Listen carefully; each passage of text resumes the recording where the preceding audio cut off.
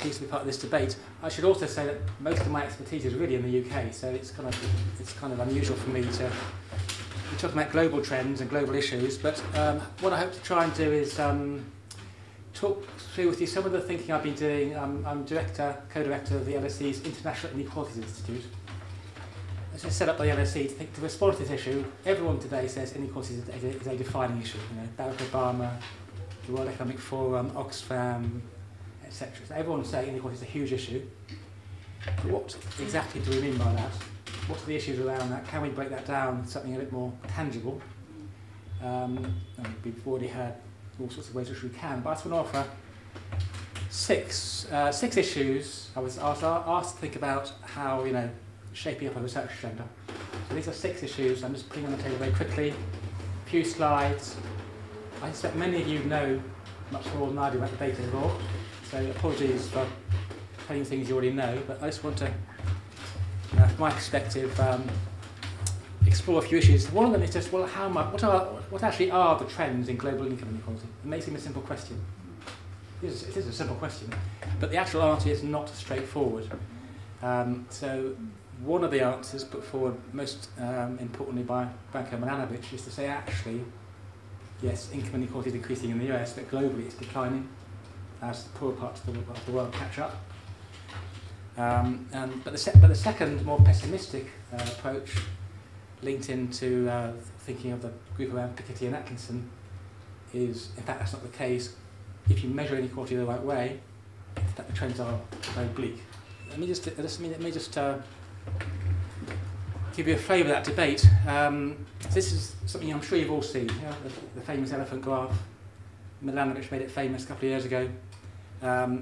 It's a very powerful graph. What he's done, as you probably all know, is he's put the entire world's population in 1988 according to where you fit in the global income distribution. So the richest people in the world are over here, the poorest are over there, and he's looked at the change in income levels between 1988 and 2008 according to where you fit, using incredibly impressive, stitching together world surveys, national surveys from 90% of the world. So it's incredibly impressive bit of work. And famously, here's the 1% doing really well, as we all know. We all know this.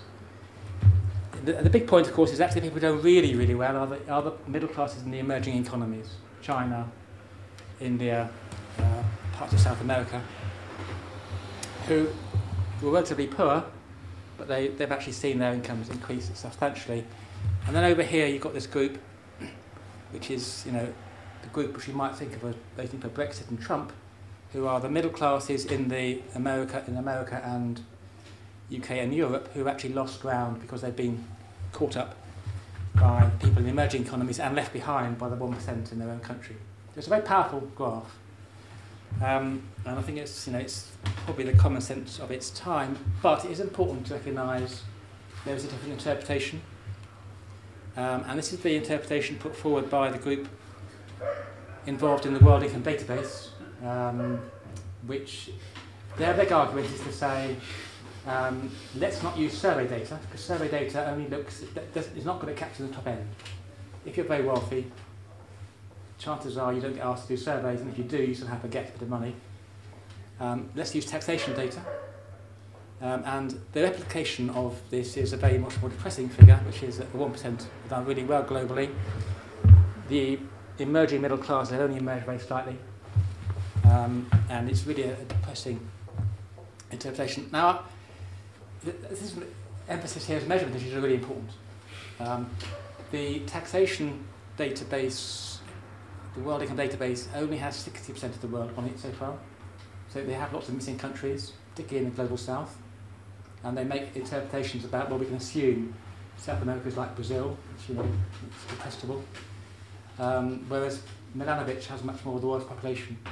But I think, this is clearly really important to get this right and to understand what the trends are, because to go back to Leon's point earlier on, I think if it is the case that it's really the top few percent have done so well, that the issue of redistribution is important, even in terms of finding out politics, which is going to recognise the issues of the day. Okay, first point. Second point, building on that in some ways. links into the debate about China, Europe, and so forth, is what are, so I was very captured. So the team linked to Piketty, the World Income Database team, have developed this very nice report. You can get it off the web very easily. And there's some very nice graphics. And one of them, which I found very powerful, is this one, where they've tried to capture where different segments of the world income distribution are in the world. And this is from 1990. So it's 1990. I'm going to show you the one for 2016 after this one. I think it's really interesting to look at the changes in terms of this debate about what's happening with the rise of China, because 1990, and what they've done too is, so here you've got the percentiles of the world income distribution broken down into deciles. I think the important part are up here, and what they've done is they've broken down the top 1% into very fractional bits. So here we've got the top 10%, and here we've got the top 0.1%. The story, I think, in 1990 is that the vast majority of the world's top 10%, the powerful, economically prosperous people in the world, were from North America or from Europe. You've really got you've got less than a quarter of that grouping who come from anywhere else in the world. When you go to the really wealthy people, the top 0.1%, you get more Middle Eastern and South American people. But it's still a case that Europe, North America and Europe, well actually, yeah, US, Canada and Europe is dominant. So it's a picture of the world which shows the top end of the income distribution very powerfully skewed towards the OECD global north. 2016, according to this analysis, things have changed quite substantially. But I think in quite a striking way, so this is, the US and Canada has held up actually. The US and Canada's share of the top 10%, top 0.1% is pretty much the same as it was in 1990. It must have got a bit smaller. So America have held on to their global leadership. Europe, the green, has gone substantially smaller. So in terms of the importance of European top earners as a proportion of the global top earners is much less significant. If you want to compare that with this. What has, of course, has changed is the rise of China in red, other Asian countries. And I think, so in a way, what we are seeing, it seems, at the top end of the income distribution, which is, in a sense, the powerful end, the global change makers, is much more of a rivalry between Asia, and particularly China, and the North American context, and the Europeans have sort of dropped out of that top end. I think the geopolitics of this is very, very important in terms of understanding how globalisation may be impacting on inequality. And one final comment is just to say too, interestingly, the proportion of this top 1% who are from the Middle East and Latin America has also shrunk. So actually it's interesting, it just appears that those group of very wealthy people, a very small proportion of their compatriots have got much less significant. Third point, okay, so far we talked about income inequality. What happens when we bring wealth into the picture? This is the issue which Piketty, of course, makes central. I think the answer, we don't actually know that. We don't really know that. I think it helps, though, to reflect upon Piketty's observations about the French situation and understand what he's talking about. We know about the American story. The American story is very depressing. The 1% has gone up. The bottom 50% have gone down. It's very, very clear over the last 40 years. The French situation is very different, which is that if you look at income, how much you're earning a year, the proportion of income earned by the 1% has gone up only slightly, and the share earned by the bottom 50% hasn't changed much at all. So actually income inequality has not gone up particularly much in France. Same story is true in many European nations, Scandinavia being an example of that. But, this is Piketty's point, we should not think that France is not becoming more unequal. It is becoming more unequal. If you measure wealth and assets, there is still a trend for wealth inequality. Leaving aside this bubble, which I guess is the dot-com bubble, I'm not sure, but leaving aside this bubble, there's been an increase in the share of wealth owned by the top 1%. during that period. And Piketty brings out the significance of inheritance and the way in which these assets become more significant for wealthy families. I still think the most striking bit of data from his book is that this point that 16% of French people can expect to inherit 750,000 euros during their life, which is the equivalent of the median national income of an average French person. And when you have that playing in to these debates about inequality, it's very significant. It implies there's a significant proportion of the world's population, in the developed world particularly, where there's a history of wealth, which is in a very different situation from the people Henrietta was talking about who are trying to make ends meet. But we don't know much about wealth because wealth data is only collected in a few countries, and we just don't have good estimates of wealth in most of the global south. It's not really quite clear what wealth means in the global south when you don't have commodified land, when you've got informal labour markets, and such like. What we do know, of course, is this debate about offshore wealth, and the useful book by Zuckerman, which is pointing out the significance of European wealth, and particularly European interests, and particularly Swiss banking interests in supporting and developing this offshore trading. And I think understanding the significance of this, that as wealth becomes a more significant proportion of global economies, this is going to be more significant. And thinking about how we regulate it and control it is, I think, very important, because many of these offshore locations are nation states in a certain kind of way, but they're not nation states which are strongly under democratic regulation. Fourth question, I'll try to speed up. Here, being a sociologist, I'm a bit more on home ground here. So how do these inequalities translate into social class divisions? By social class, I'm thinking about what are the kind of social groupings which exist in society, which people might feel they belong to, and which might be axes of conflict.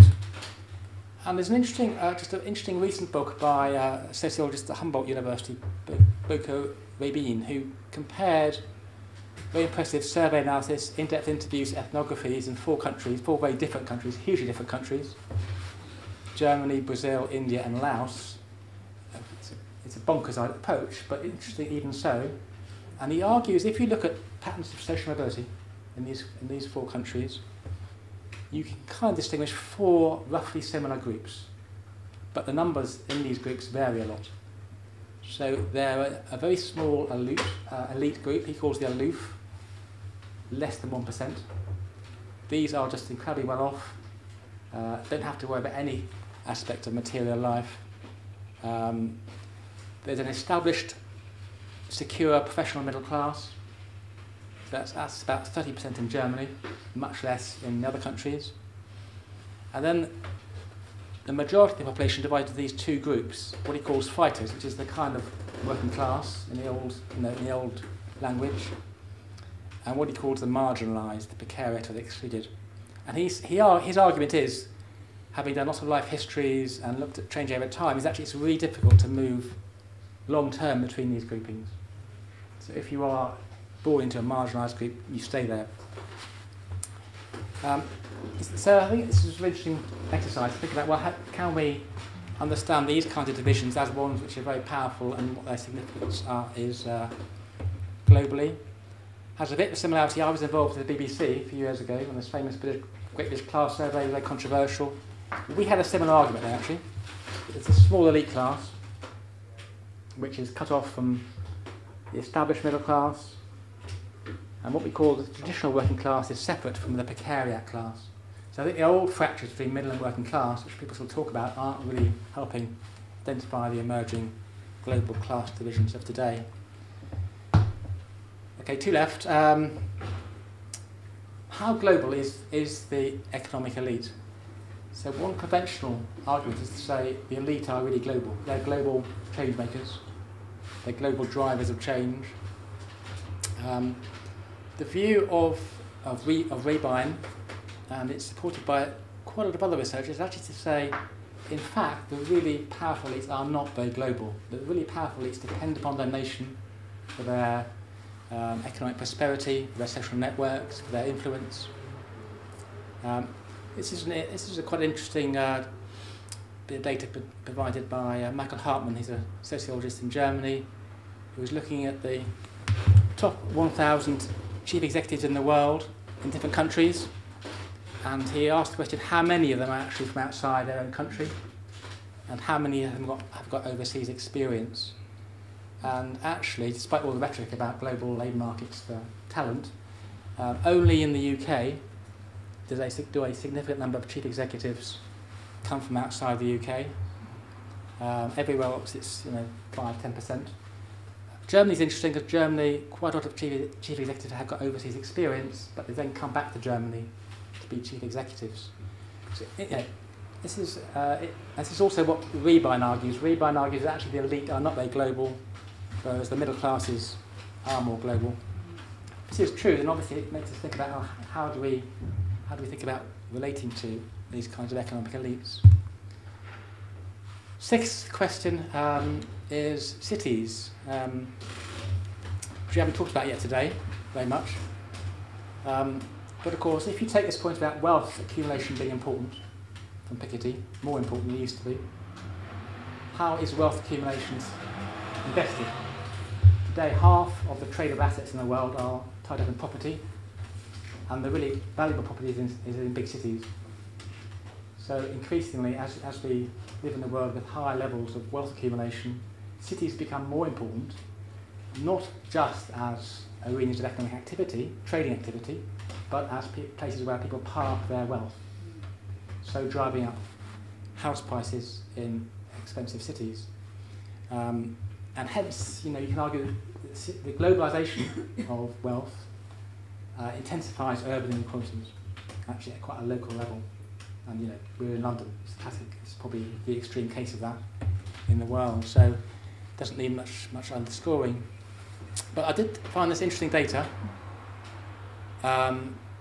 which put a league table of the most unequal cities in the world, and used the Palmer ratio, which compares the income of the top 10% to the bottom 40%. That's the kind of approach influenced by the income shares approach. Johannesburg is the most unequal city in the world. That's a massive Palmer ratio.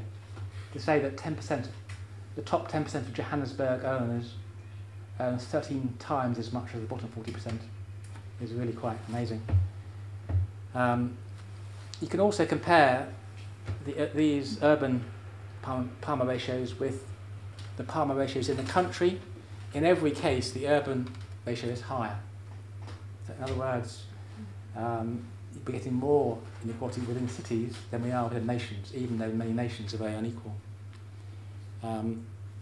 Sometimes, interestingly, Johannesburg, when you take into account South Africa as one of the most unequal countries in the world, it's not so much more unequal.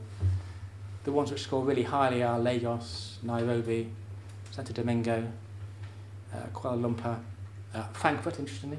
Germany's quite equal, but that makes Johannesburg look really unequal. And the American cities, San Jose, Los Angeles, New York. There is the Asian cities appear to be different. This is the least unequal cities in the world.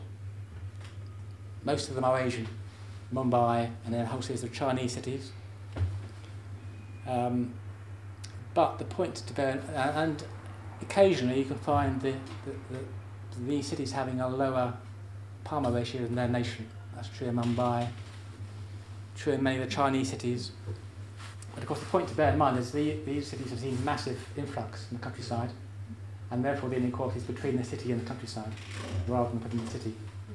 So it's still the same point really, which is the city is the repository of inequality, but it works in a different kind of way. So that's it. Yeah, six research questions for 6 issues which I'm interested in. Thank you.